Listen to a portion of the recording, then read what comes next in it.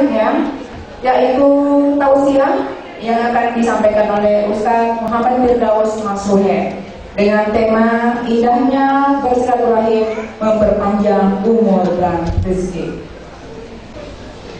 Bismillahirrahmanirrahim. Alhamdulillah. Wassalatu wassalamu ala Rasulillah wa ala alihi wa sahbihi wa man tabi'ahu wa wala, amma ba'd. Man yahdihillahu fala mudilla lahu wa man yudlil fala hadiya lahu. Qala ta'ala rabbi shrah li sadri wa yassir li amri wahlul 'uqdatam min lisani yafqahu qawli.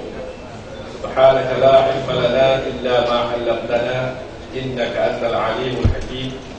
Ilahi anta maqsudi warḍaka maktubi a'tini mahabbataka wa mahabbataka. Yang saya muliakan pengacara majlis Hijabus Imam ya, benar ya, Hijabus Imam dengan kerjasama STS Motor. Terima kasih kerana telah mengundang saya di sini, dan juga ibu-ibu sekalian, bapak-bapak ikhwan, saya mulakan dengan Assalamualaikum warahmatullahi taala wabarakatuh. Apa kabar semua pada hari ini? Sehat? Bahasa saya ini sedikit Singapura, Indonesia sedikit, Arabnya sedikit. Jadi kalau istilah itu rojak lah. Yang penting mengerti dan paham. Kalau nggak ngerti, angkat tangannya, jangan kakinya ya, tangan saya.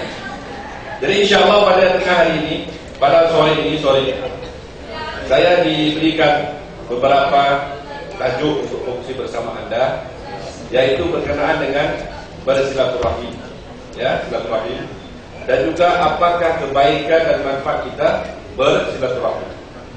Justru itu kita lihat di situ ada beberapa hadis yang akan saya sampaikan kepada Anda berkenaan dengan kelebihan dan keutamaan dan manfaat bagi orang yang bersilaturahim. Pertamanya sebuah hadis. Nabi SAW pernah bersabda kepada kita yang bermaksud hadis daripada Anas bin Malik. Nabi SAW bersabda, yaitu barang siapa yang inginkan rezeki atau rezeki diperluaskan Allah Subhanahu wa taala, dipermudahkan Allah Subhanahu wa taala, dilancarkan oleh Allah Subhanahu wa taala. Dan juga barang siapa yang mau dipanjangkan usianya, hendaklah dia bersilaturahim. Persoalannya saya mau nanya kepada ibu-ibu yang di dalam dewan ini, ya, ibu-ibu, mbak-mbak yang dalam dewan ini, apakah dimasukkan silaturahim yang kita mengerti? Siapa bisa tebak? Satu orang aja. Kalau semua orang bisa juga. Silaturahim itu apa? Ibu di depan, silakan. Apa yang kita mengerti? Apa yang kita imaginkan kalau kita sebut silaturahim? Apa yang kita bisa mengerti? Menyambung ya, menyambung ya, bagus, benar sekali, menyambung. Jadi saya mau tanya kepada yang hadir dalam dewan ini, kenal nggak teman di sebelah kita? Hah?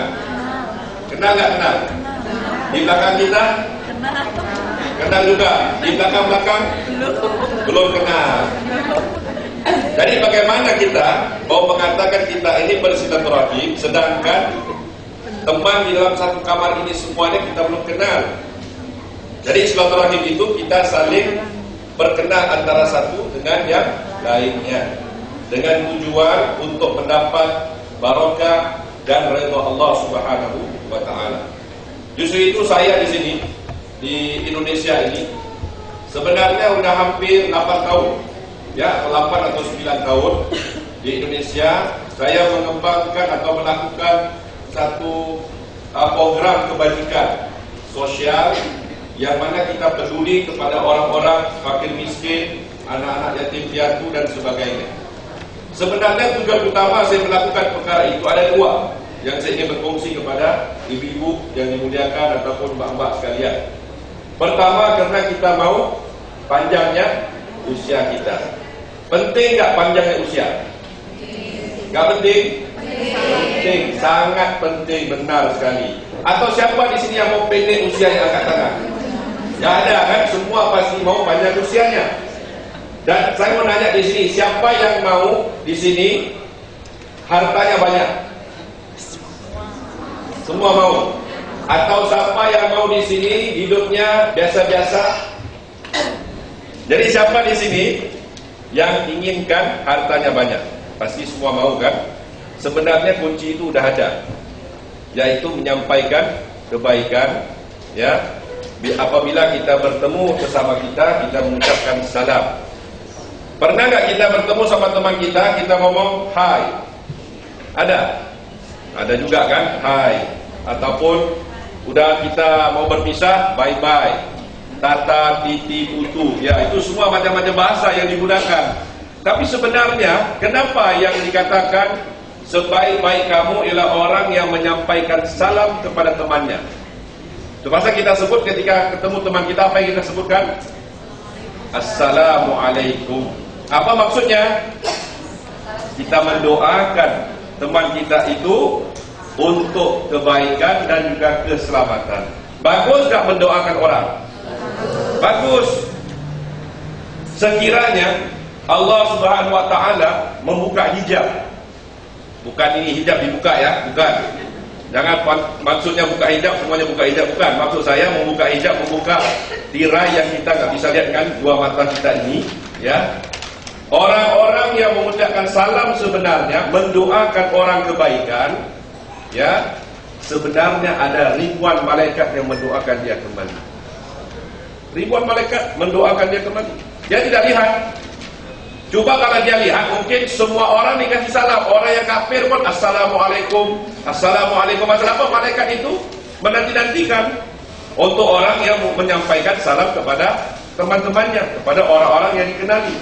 Justru itu ketika kita tidak mengenal orang lain, tidak kenal ya, permulaan percakapan kita apa dia? Memberikan kata-kata yang indah. Assalamualaikum Mbak, apa kabar? Sehat? Sudah makan ke belum? Saya tanya nih, kenapa diam? Hah? Masa ditanya? Ini bernyawa atau tak bernyawa? Saya tanya lagi sekarang. Assalamualaikum Mbak, apa kabar? Sudah makan ke belum? Ya. Udah nanti macam pasar borong nih. Banyak berbicara, sini berbicara, bisa konsentrasi. Jadi ketika kita ngomong seperti orang dengar, orang rasa, wah santai ya. Kenapa santai? Pasar energi yang positif.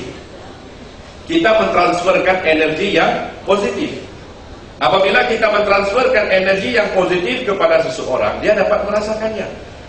Walaupun ketika itu mungkin dia masih bingung soal hutangnya, soal anaknya sekolah nggak bisa lulus, soal pacarnya nggak tahu kemarin pulang masuk hutan nggak ketemu.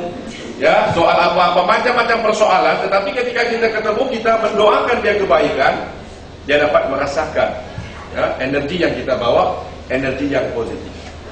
Justru itu kalau kita lihat itu baru satu manfaatnya.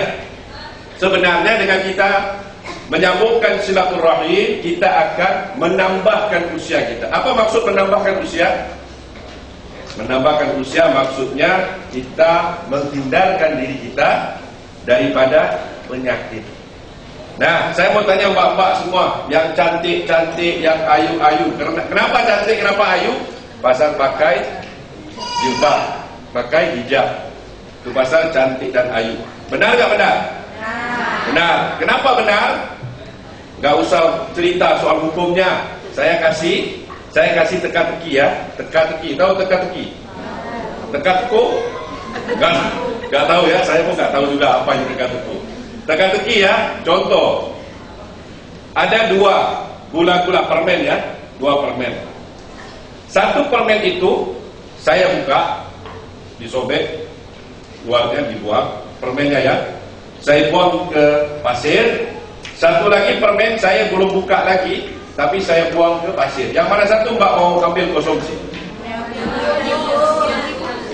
Yang masih dibungkus. Kenapa yang masih dibungkus bukan yang sudah terlantar di situ? Kotor. Jadi bila mana kita tutup hijab, itu tandanya kita sedang memprotekkan diri kita. Itu yang bagusnya.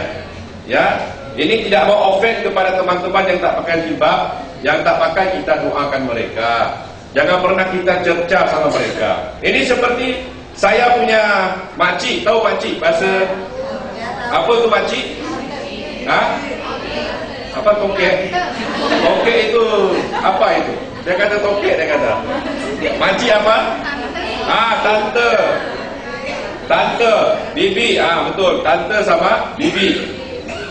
Kalau anda lihat tante sama bibi saya, anda pasti kaget, mau pingsan, mau pita, mau tergolek. Pakaiannya bukan seperti ini. Benar, pakaiannya ketika 5 tahun yang lalu, sebelum saya pulang daripada Azhar, ya, ketika saya pulang 2005, saya lihat, wah gimana nih tante-tante dan makcik-makcik saya. Saya bingung, pasal apa pakaiannya seperti ini. Iya, rambutnya bermacam-macam warna. Ya, ada macam-macam warna. Hari ini mungkin bulan terang, warnanya hijau.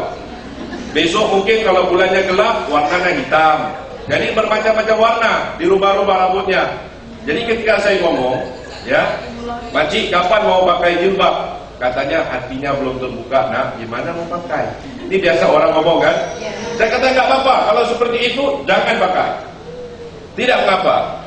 Tapi saya akan doain makcik cepat meninggal dunia. Loh, kenapa?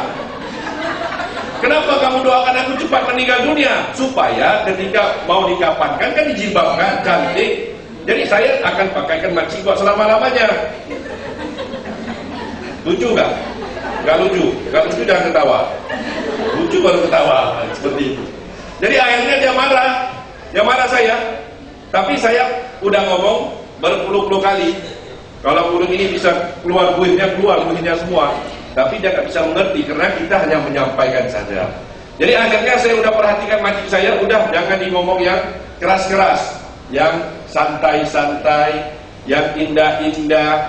Jadi akhirnya ketika hari ulang tahunnya saya belikan dia kerudung. Makcik, ini hadiah dari saya. Makcik ambil aja. Loh, kan saya tidak pakai ini, nggak apa-apa, disimpan aja, simpan dalam lemarinya atau bikin frame tampal di dinding pun nggak apa-apa. Jadi akhirnya pelan-pelan ya, stage by stage, step by step, dia berubah. Daripada tidak pakai kerudung, dia pakai kerudung. Daripada tidak sholat, dia sholat. Alhamdulillah. Jadi dakwah itu tidak bisa kita drastis atau keras. Kamu semua harus masuk Islam, kalau enggak, potong kepalanya, hancur. Orang dengar aja, wah ini bahaya nih, gimana nih orang ini. Jadi akhirnya orang kaget, takut.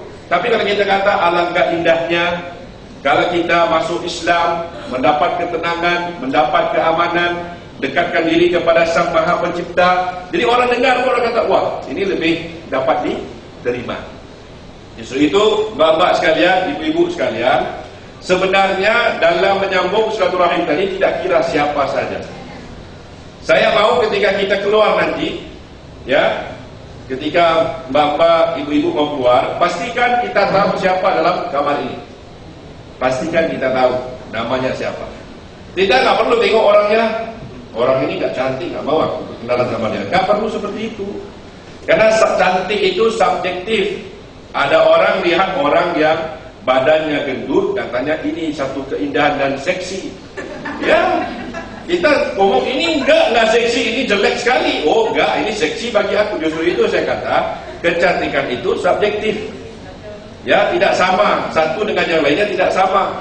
Kenapa kamu kata dia cantik? Oh, dia cantik seperti bulan. Walaupun badannya gemuk seperti PA, tapi tetap orang kata dia cantik. Jadi kita nggak bisa menolak. Justru itu apa yang cantik sebenarnya? Yang cantik, yang comel itu ialah akhlak kita, tingkah laku kita sama orang, adab kita, cara kita berkomunikasi sama orang-orang. Cukup? Mau sambung lagi? Mau sambung lagi? Mau? Oke, sambung lagi sedikit. Jadi seterusnya itu, ketika saya datang ke Indonesia, saya bikin silaturahim. Rupa-rupanya saya perhatikan ya, 8 tahun yang lalu saya ke Indonesia, badan saya seperti ini. Tapi sekarang ini seperti ini. Kenapa? Karena rezekinya terlalu banyak silaturahim. Ini terbukti di depan mata Anda. Kalau Anda tidak percaya, saya tunjuk foto yang 2008 atau 2007. Ada di kalangan teman-teman kita udah lihat, wah gimana Pak Ustadz ini? Slimnya sekali. Sekarang ini, waduh lagi slim. Jadi akhirnya pasal ini rezeki kita bertambah, usia kita pun makin meningkat dan Allah pun membarokahkan usia kita. Justru itu hidup ini mau aman, mau damai, mau sentosa, kuncinya apa? jangan pernah kita sangka buruk sama orang, apatah lagi sama tetangga, apatah lagi sama sesiapa. Kalau kita sangka buruk, itu akan menyebabkan kita mengumpul energi yang negatif. Itu pasal diri kita nih ada energi yang positif dan negatif. Sebagai contoh, mbak-mbak yang di sini ada sakit kepala, kepalanya sering sakit ya. Kalau tanya sama dia, pasti dia kata kepalaku sering pusing. Kenapa kepalamu pusing? Disebabkan sering pikirkan soal anak, soal suami, soal itu, soal ini, macam-macam persoalannya. Ya, pusing. Tapi bagaimana mau dia tidak pusing kepalanya? Ya, senang aja. Dia rela, terima. Pasal kehidupan seperti itu. Nabi saja, contoh ya, Rasulullah saja mau pastikan pamannya itu masuk Islam, tidak bisa. Pamannya dicintai itu untuk masuk Islam tidak bisa, apatah lagi kita. Kita tidak bisa mau orang itu ikut cara kita. Tetapi kita ini harus memahami cara orang. Kita memahami hati budi orang. Ketika kita memahami, di situ akan kita cipta kesepahaman dan juga perkara-perkara yang positif. Justru itu kalau kita lihat bapak sekalian di sini, mau nggak saya ajar satu ilmu? Ilmu ini mudah sekali. Saya mau nanya kepada bapak yang di sini, yang kita ambil satu contoh, tapi yang ini juga bisa praktikal bersama. Mudah saja. Siapa-siapa mbak di sini yang ada sakit yang belum lagi hilang sakitnya? Satu orang aja, mbak, silakan. Sakit apa? Kakinya mengecil, sakit itu kakinya. Oke. Jadi sekarang kalau saya letak ya mbak, daripada angka 1 sampai angka 10, ya, sakitnya di angka berapa? 10 paling sakit, 5 oke, 1 kurang. Yang mana 1? 7 ya? Oke, 7. Jadi sekarang saya kenal mbak kan? Nggak kenal kan? Nanti orang kata, wah ini udah dilatih di luar tadi sama-sama. Enggak, saya nggak kenal ya. Nah, mbak namanya siapa? Siapa? Pepri. Pepri. Saya baru kenal dia, Mbak Pepri. Katanya kakinya sakit. Kita coba gunakan energi positif. Bagaimana energi positif itu bisa merangsang kesehatan kita, saya buktikan. Kita coba. Jadi Mbak, fokusnya mudah saja. Ini kan jarinya. Ini jari kan? Oke. Mbak nampak nih 1, 2. Nampak ada 2 lain, 2 garisan. Yang lain kalau mau bikin sekali bisa buat sekali. Ini ilmu gratis yang saya kasih. Ini bisa menghilangkan sakitnya kalau mau coba. Gak apa-apa, kanan kiri. Yang penting tangan bukan kaki. Kalau yang tidak ada tangan jangan bikin. Ya seperti ini. Ada 2 kan garisan. 1 garis di atas, 1 garis di bawah. Saya mau tengah-tengah ini. Yang di tengah-tengah ini pakai 2 jarinya, 2 jari ini, ya, 2 jari ini seperti ini, diketuk, di tapping. Ini namanya ilmu tapping, ya. Jadi mbak yang tadi sakit kaki, mbak ada nggak siapa-siapa yang dalam diri mbak yang mbak rasa susah sama dia, nggak senang sama dia, sering kali pikir sama dia, asal kalau pergi ke tempat itu terkenang kembali peristiwa bersama dia, ada nggak? Ada kan? Oke, mbak fokus kepada orang itu, ya. Sekarang kita mau hilangkan sakit itu, kita coba ikhtiar ya bersama. Jadi yang lain semua, kalau mau hilang sakitnya, fokuskan apa yang anda rasakan. Fokuskan, contoh orang yang migrain, pikirkan siapa yang menyebabkan saya migrain. Contohnya suami, oh suamiku, kau menyebabkan aku migrain. Sebut suaminya seperti itu, ya. Contoh, ini contoh. Jadi mbak tag di sini, mbak mau apa? Walaupun, ikut saya, walaupun saya sakit kaki. Jangan semua kata sakit kaki, sakit masing-masing. Waduh, semua sakit kaki. Gimana nih? Yang dia sakit kaki, saya ikut dia, tapi yang lain sebut sakitnya apa? Ya, sekali lagi. Walaupun saya sakit kaki disebabkan siapa, kita sebutlah hati kita, ya. Saya memaafkan dia. Saya maafkan diri saya. Saya maafkan siapa-siapa yang terlibat sama. Siapa-siapa yang terlibat sama. Saya ingin hidup positif. dan saya ingin redha ya Allah. Okey, ulang lagi. Walaupun saya sakit, sakit apa? Sebut nama sakitnya. Disebabkan siapa orangnya, saya maafkan dia. Saya maafkan diri saya. Saya maafkan siapa-siapa yang terlibat sama. Dan saya redha dan saya pasrah ya Allah. Sekali lagi, walaupun saya sakit pada di mana sebut sakitnya, saya tetap maafkan orang itu. Saya maafkan diri saya. Saya maafkan siapa-siapa yang terlibat sama. Dan saya redha, saya pasrah, dan saya pasrah kepadamu ya Allah. Okey, stop. Sini kan? Di sini antara makhluk ni di tengah-tengah sini. Ketuk 7 kali sebut masalah sakitnya. Kalau sakit kaki sebut sakit kaki. Cuba 7 kali. Sakit kaki. Ketuk 7 kali. 1 2 3 4 5 6 7. Okey, stop di kanan sini, tepi mata ini. Sebut sakitnya tadi. Kalau sakit kaki sebut sakit kaki, sakit kepala satu pun bisa, dua-dua pun bisa. 7 kali. 1 di tepi sini ya. Tepi sini. 1 2 3 4 5 6 7. Di bawah mata sini sebut sakitnya. 1 2 3 4 5 6 7. Di bawah hidungnya 1 2 3 4 5 6 7. Sebut sakitnya. Okey, sakit apa? Sebut sakitnya 7 kali sebut. Okey, sebut sakitnya. Lepas tu di collarbone sini yang ada macam collarbone gini di situ. Okey, ketuk 7 kali. Okey, di bawah sini, di antara sini sama sini. Di dekat tepi sini ya. Ketuk 7 kali. 1 2 3 4 5 6 7. Okey, stop. Sekarang Mbak fokus pada sakitnya. Fokus ya. Tarik nafas. Dalam-dalam, tarik nafas. Fokus pada sakitnya, dibuang keluar. Keluar kamu. Okey, sekali lagi, tarik nafas. Fokus pada sakitnya, buang.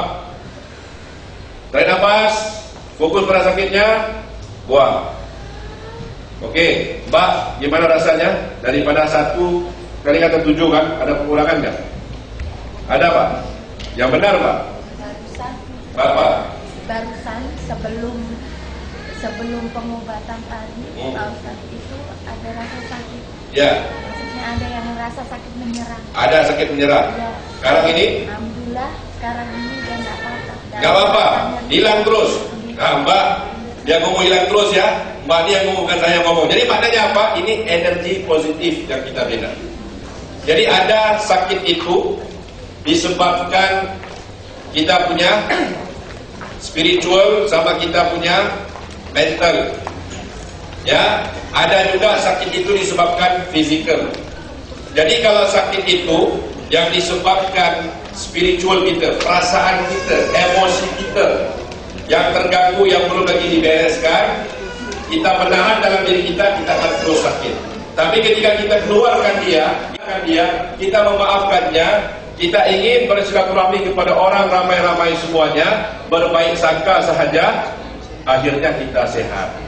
Jadi Mbak bisa pilih sama ada mau sehat ataupun sehat. Saya tak sebut sakit ya. Mbak bisa pilih mau sehat ataupun sehat. Karena hidup sehat itu satu anugerah Allah yang tidak terhingga. Kapan orang-orang sehat itu merasa kesehatan itu nilai yang paling tidak dapat dibandingkan dengan uang ringgit dan sebagainya? Ketika dia jatuh sakit. Jadi kita mau sakit atau mau sehat? Mau sakit atau mau sehat? Jadi kalau mau sehat, kita harus positif.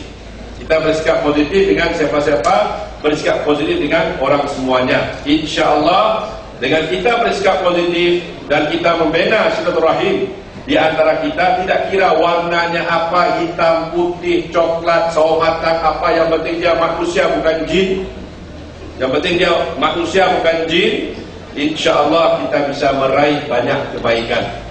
Tetapi apabila kita saling bermusuh-musuhan, saling berdendam-dendaman antara satu sama lainnya, itu tidak akan membawa sebarang kebaikan. Saya mohon maaf ya Bapak-bapak sekalian, kalau wanita marah sama satu orang, contohnya wanita, marahnya itu, peperangannya itu bisa bertahun-tahun namanya. Benar nggak?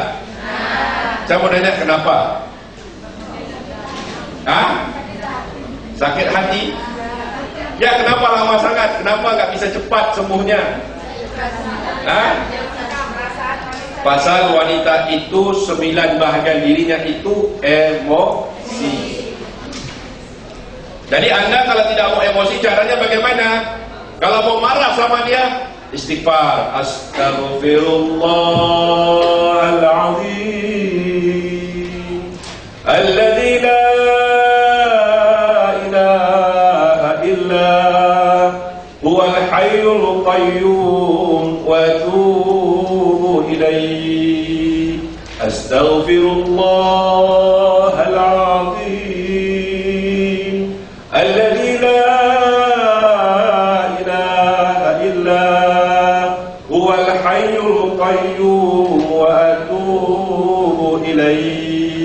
kita istighfar kepada Allah Ta'ala. Nasabna. Walaupun masalahnya besar mana sekalipun, istighfar kepada Allah Ta'ala. Walaupun masalah itu kita geram sama dia. Kenapa geram? Suami saya dirampas Ustaz. Masa gak marah? Senyum Mbak. Suami saya baru dirampas tadi, tapi senyum. Ya bisa-bisa saja mau marah kan, manusia. Tetapi ketika Anda sedar, percepat-cepatkanlah Anda istighfar kepada Allah Subhanahu wa taala. Perkara itu terjadi kenapa? Karena Allah sudah menentukan, mentakdirkan perkara itu berlaku. Justru itu mbak-mbak sekalian, ibu-ibu yang cantik-cantik sekalian karena pakai hijab tadi, kenapa kita kadang-kadang suka untuk menerima sesuatu? Karena kita ingin memilikinya sepenuhnya. Ada pepatah yang saya mau nyampaikan kepada Anda sekalian.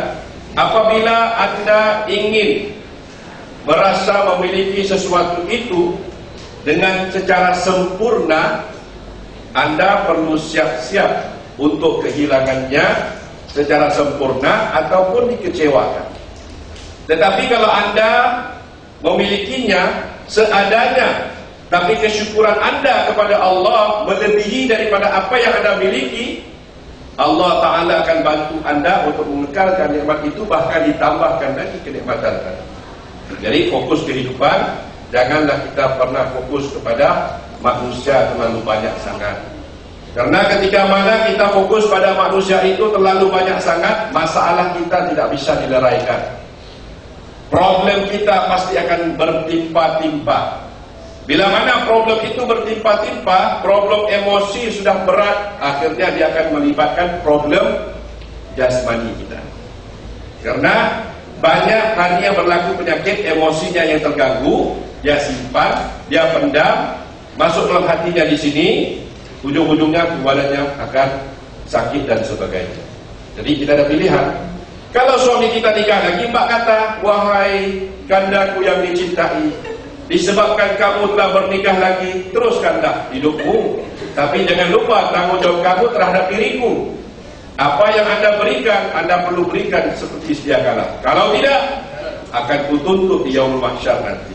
Suami yang kita ngomong seperti itu lagi takut, lagi kaget tuh. Ini siapa yang ada bicaranya seperti ini? Tapi jangan ngomong saya ya. Nanti jadi saya bahaya ini. Nah, cakap ada ustaz lain aja, atau kata ustaz itu di situ. Ustaz Pak Ustaz yang ajar, bukan saya ya. Nah, jadi maksudnya apa?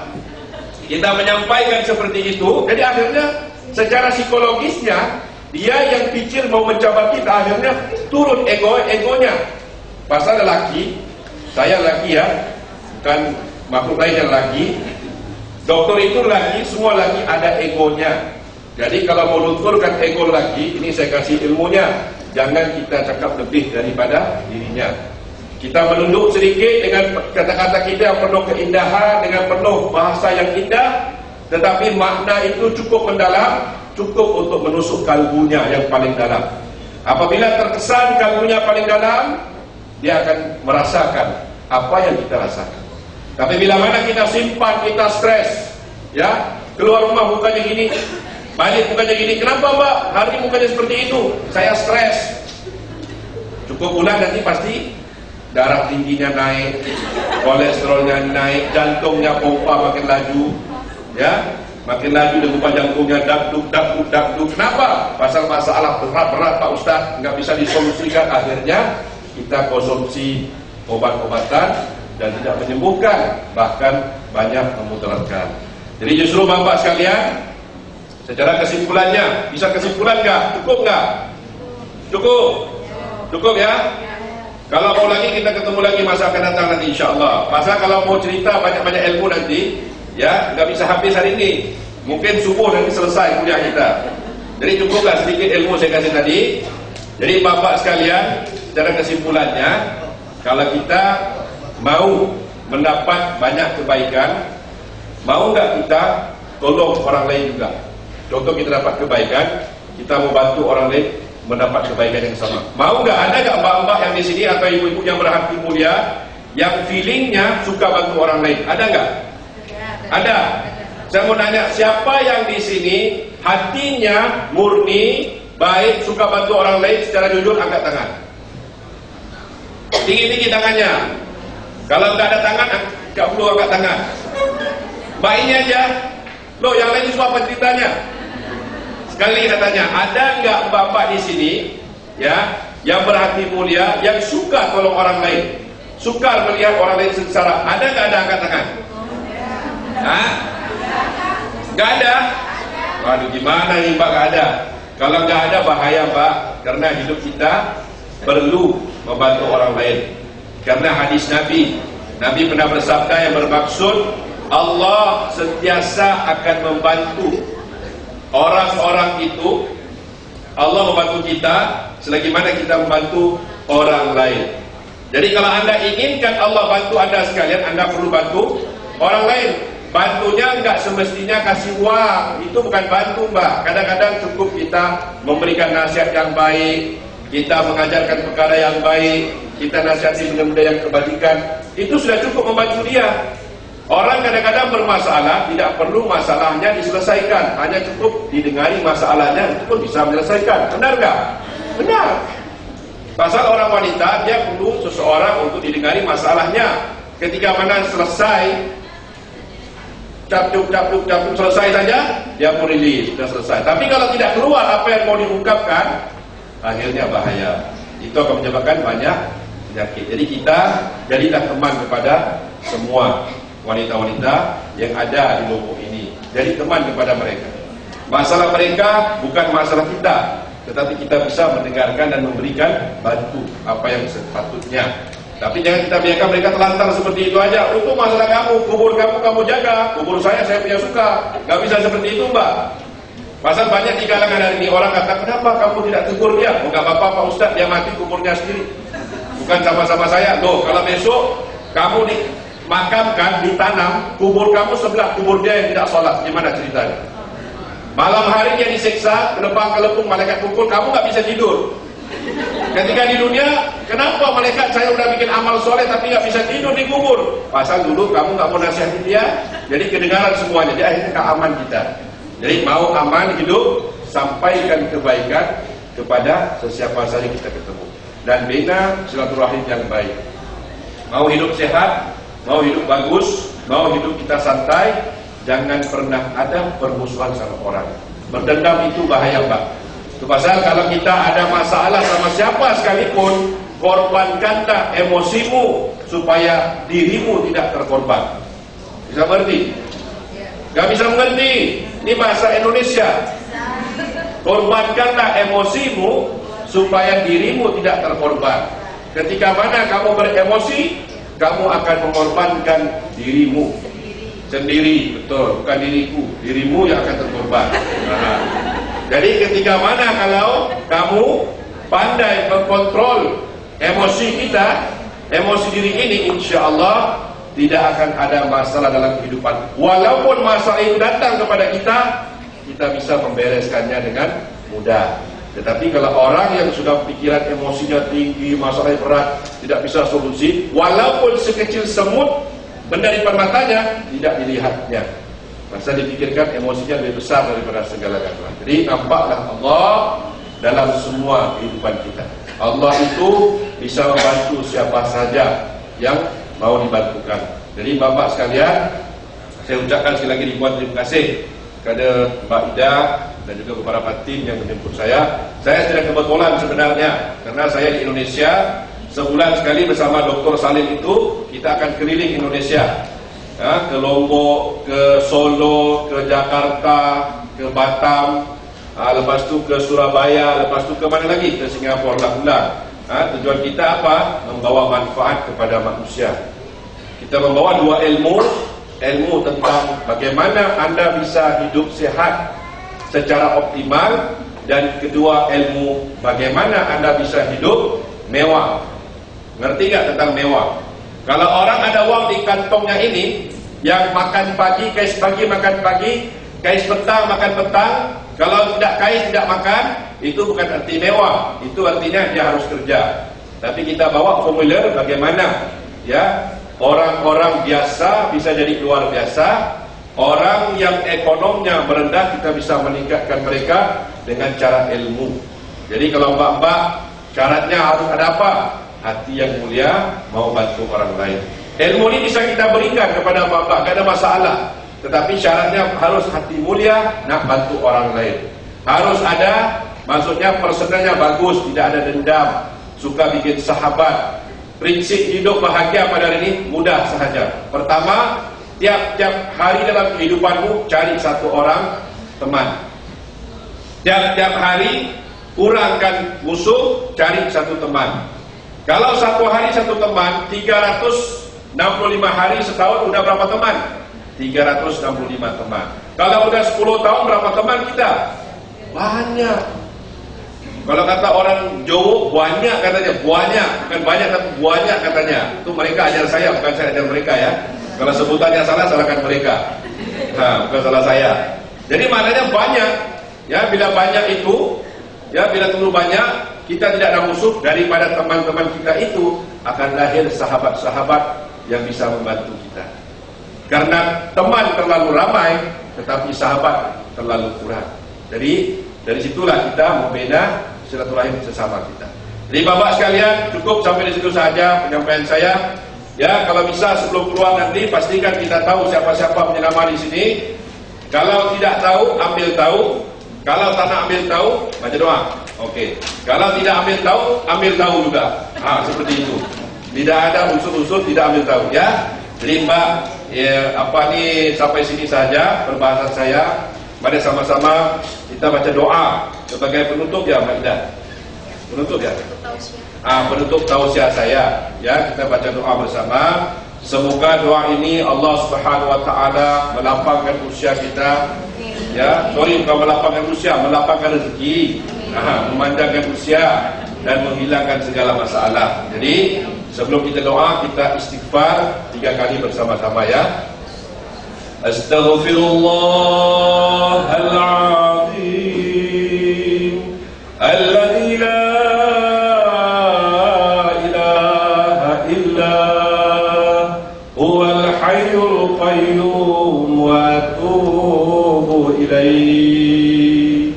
Astaghfirullahaladzim alladzi la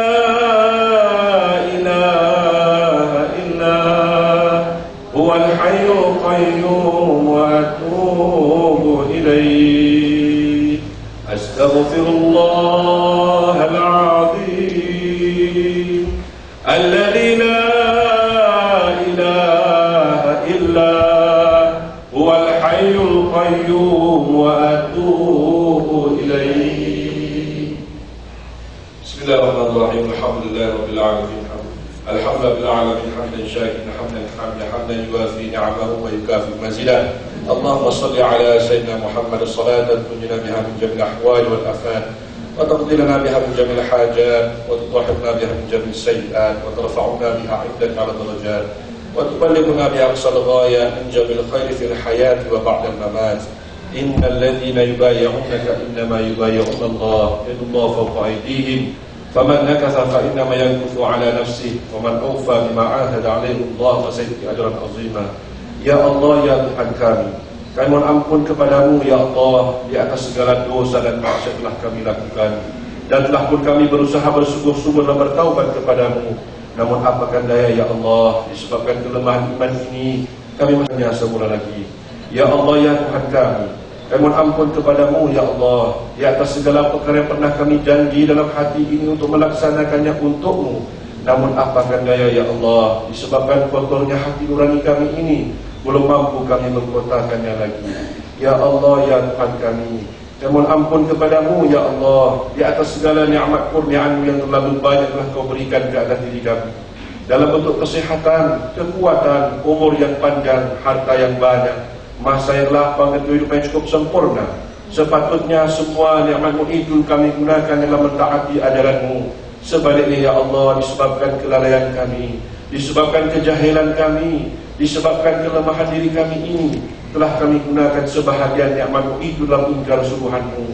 Ya Allah, ya Tuhan kami ini hina Engkau yang mulia, kami ini miskin Engkau yang maha kaya, kami ini memerlukan-Mu ya Allah. Kau dengarkanlah doa kami ini ya Allah. Kau bantulah kami ya Allah, permudahkanlah segala urusan kami ya Allah. Kau sambungkanlah tali silaturahim di antara kami ini ya Allah, di antara ibu bapa kami, di antara ahli keluarga kami. Janganlah diputuskan silaturahim itu ya Allah. Kau bantulah kami ya Allah. Ya Allah, ya Tuhan kami, Kau panjangkanlah usia kami ini, Kau sembuhkanlah segala penyakit yang kami hadapi zahir dan batin, dan Kau lapangkanlah rezeki kami ya Allah, dan Kau bantulah kami ya Allah dalam segala kehidupan kami ini. Ya Allah, ya Tuhan kami, hanya kepadamu kami kembali, dan hanya kepadamu kami menyerah. Rabbana zalamna anfusana wa illam taghfir lana wa tarhamna lanakunanna minal khasirin. Rabbana atina fid dunya hasanah wa fil akhirati hasanah wa qina adzabannar. Wa sallallahu ala sayyidina Muhammadin wa ala alihi wasallam. Walhamdulillahi rabbil alamin. Itu saja Pak. Wassalamualaikum warahmatullahi taala wabarakatuh.